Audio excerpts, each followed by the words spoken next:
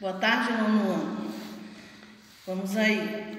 Vou fazer aqui só uma pequena revisão da colocação pronominal e fazer uma correção da atividade e marcar a continuação, porque na próxima aula vai ser um outro assunto. É um assunto fácil, é só vocês terem atenção, que não tem dificuldade. Quanto à literatura, eu já passei a primeira parte, que foi a introdução, a segunda parte, que foi o romantismo em Portugal, e hoje eu vou passar o romantismo no Brasil. Vocês assistam as 3 aulas, porque na próxima aula eu vou passar a atividade pegando os três assuntos, que vocês têm a apostilazinha que eu já mandei entregar, certo? Depois tem trabalho para nota. E o português, na outra semana, eu vou fazer uma avaliação parcial só de interpretação de texto. Certo, gente? Então, vamos aqui. A colocação pronominal, que isso significa, né? É o modo como se dispõem os termos que compõem uma oração. Nós sabemos que quando a gente vai formar uma frase, uma oração, geralmente começa por sujeito, depois verbo e depois seus complementos. Nós chamamos de essa parte aí de colocação direta. Por quê? Porque vai começando da parte principal, que é o sujeito. Só assim que está certo? Não. Tem a colocação inversa ou indireta, que geralmente às vezes começa pelo verbo. Vai depender da frase, mas não é errado também fazer essa colocação. Nós estamos estudando colocação pronominal, que é a colocação dos pronomes pessoais oblíquos átomos, o mi, o ti, o si, o o, o os, o a, o as, o nus e o vos. Esses aí são chamados de pronomes pessoais oblíquos átomos. E vamos ver a colocação deles em relação ao verbo. Em certos momentos, esses pronomes vêm antes do verbo, em determinadas frases. Em outros momentos, vem depois do verbo. E em outros momentos, vem no meio do verbo. Aí tem a sua classificação, né? Então, o que é uma colocação pronominal? É a maneira como se dispõem os pronomes pessoais oblíquos átomos em relação ao verbo. Essa colocação pronominal, ela tem 3 maneiras de você colocar. Elas se denominam com ênclise, próclise e mesóclise. O que é uma ênclise? Quando é que eu uso ênclise? Eu uso ênclise no início de frase e após vírgula. Porque, como é o uso da ênclise? Os pronomes oblíquos vêm depois do verbo, certo, gente? Vem o verbo, tracinho e o pronome pessoal oblíquo. Então, quando o pronome vem depois do verbo, chama-se ênclise. Lembrar que é o verbo, tracinho e o pronome. Quando é que eu uso ênclise? No início de frases e após vírgula. Agora, em seguida vem a próclise. O que é uma próclise? Que é a colocação antes do verbo. Esse pronome eu vou colocar antes do verbo. E quando é que eu uso próclise? Eu estou falando na maneira formal de se usar os pronomes pessoais oblíquos, né? Mi, ti, si, os, as, nus e vos. Mas na fala normal do nosso dia a dia, o uso maior é de próclise. A gente usa sempre mais o pronome antes do verbo, certo? Mas vamos ver na regra mesmo, quando é que eu uso próclise?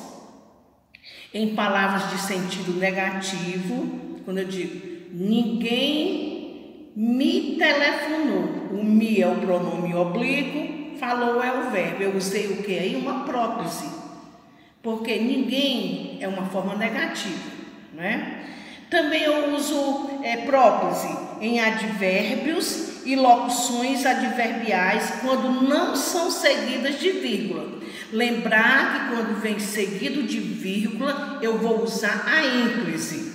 Viu, gente? A próclise é quando não existe a vírgula. Eu digo assim, meio-dia em ponto, me telefonou. Por que é que eu usei o me antes do verbo?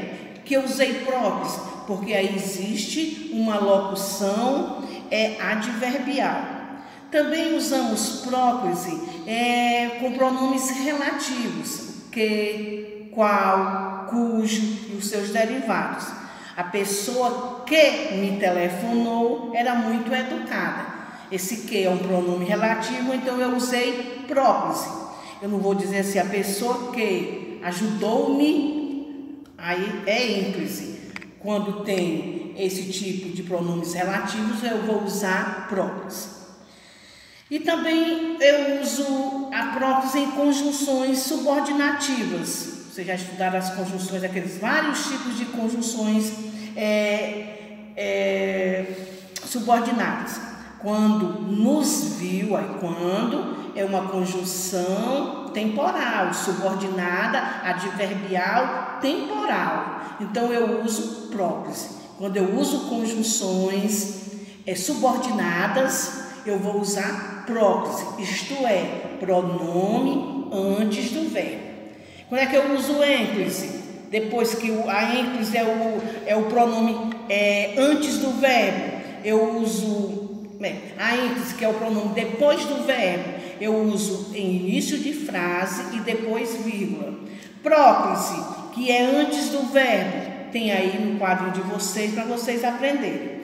E quando é que eu uso mesóclise? A mesóclise, que é ali no meio, é quando o verbo vem no futuro do pretérito ou no futuro do presente. Exemplo, eu digo emprestarei, emprestar-lhe-ei, emprestar, tracinho, lhe, tracinho, ei. Porque se eu tirar o lhe, fica emprestarei, pronome, verbo no futuro do presente. Ou então, emprestar-lhe-ia. O li fica no meio, se eu tirar fica emprestaria. Isso aí é o uso de mesóclise. Mas se eu trocar mesóclise pela próclise, poderia ser? Pode. Não lhe emprestarei o carro. Ou jamais lhe emprestaria o carro. Então o uso de mesóclise, o uso da próclise é mais usado do que o da mesóclise, que é mais em termos bastante formais. Certo, gente? Daí tem um quadrozinho aí para vocês aprenderem.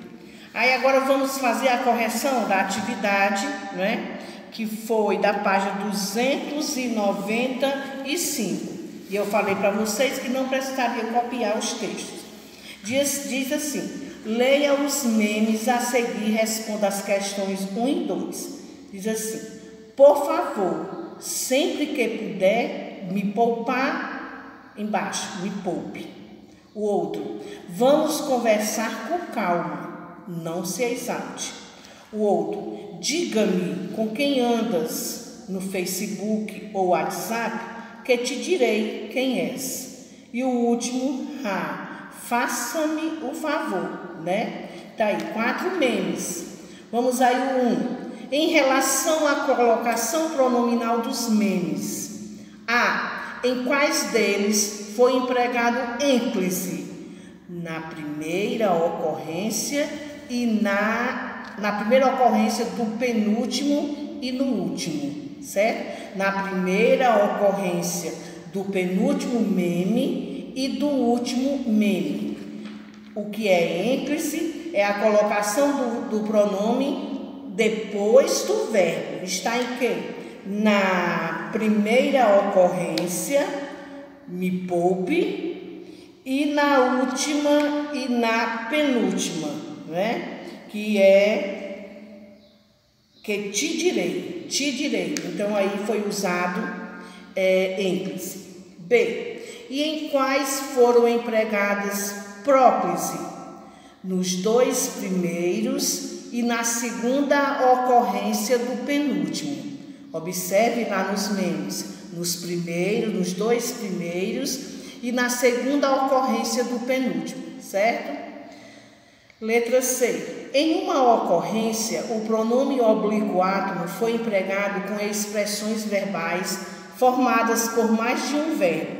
Indique qual é ela e, com base nesse exemplo e no seu conhecimento de falante da língua portuguesa no Brasil, deduza qual é a posição mais comum do pronome oblíquo átono nessas construções na fala brasileira. Vamos ver aí. Vamos ver se vocês acertaram. No primeiro, em puder me poupar, na fala brasileira, em locuções verbais e em tempos verbais compostos de dois verbos, é mais comum o emprego do pronome oblíquo átono entre as duas formas verbais. Você coloca as duas formas e o pronome no meio. 2. Os memes são textos informais que circulam entre os usuários de redes sociais para criar humor em determinadas situações. Em qual meme a colocação do pronome não atende às regras da gramática normativa? No primeiro. A colocação gramatical padrão funcionaria nesse texto? Não funcionaria. Vamos justificar a resposta. Não funcionaria nesse texto, pois se perder a referência de expressão me poupe do uso corrente da língua coloquial e já cristalizada nesse formato. Então, é no primeiro, viu, gente? E não funcionaria. B. Em quais deles a colocação do pronome atende às regras da gramática normativas? Nos outros 3, fora o primeiro, ficou o segundo, o terceiro e o quarto. Não vou pedir mais justificativo, até porque esse negócio de justificativo é bom quando a gente está em aula presencial, certo? C. Em situações informais, a próclise é a construção mais utilizada pelos brasileiros. Justifique o uso da ênclise nos memes, dado seu caráter extremamente informal. Bom, a ênclise foi utilizada na recriação de um provérbio. Diga-me com quem andas, que te direi quem tu és. Então, faça-me o favor, que associada à imagem é mais enfática e severa do que o pedido. Me faça um favor. Então, foi só uma maneira de colocar o provérbio. Letra D. Não, agora é o 3. Leia as frases. Me empresta um lápis, Paulão. 2. O jogo que realiza-se hoje na quadra de nossa escola contará com a presença de jogadores profissionais. 3. O torneio de xadrez iniciar-se-á no final desse mês na capital. Indique as afirmativas falsas em relação às frases. Na frase 1, registra-se um tipo de colocação pronominal característica da fala brasileira.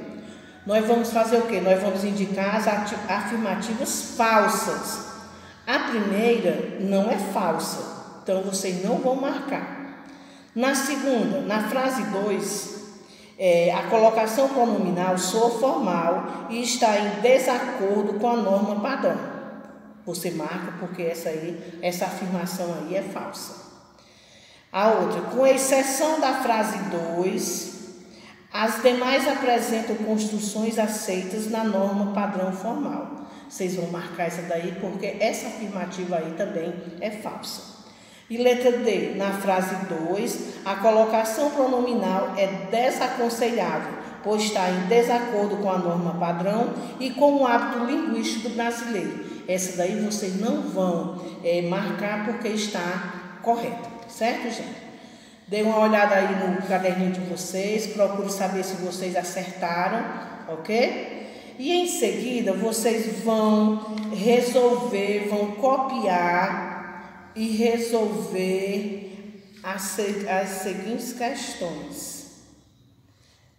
Isso é muito grande, eu vou pedir para vocês colocar só a resposta no caderno, viu? Quando vocês forem corrigir, vocês vão olhando o livro e olhando o caderno, certo? É na página 297, tem o poema. Aí vocês fazem 1, 2, 3, 4, 5. E semântica e discurso. Todinho, viu, gente? As duas, todinho, vai até a página 299. Mas vocês só vão colocar as respostas no caderno, ok? Porque na próxima aula eu já vou entrar com um outro conteúdo, tá bom? Então, não fique com raiva, porque a atividade é grande, mas é só as respostas, tá bom? Um beijo e até a próxima.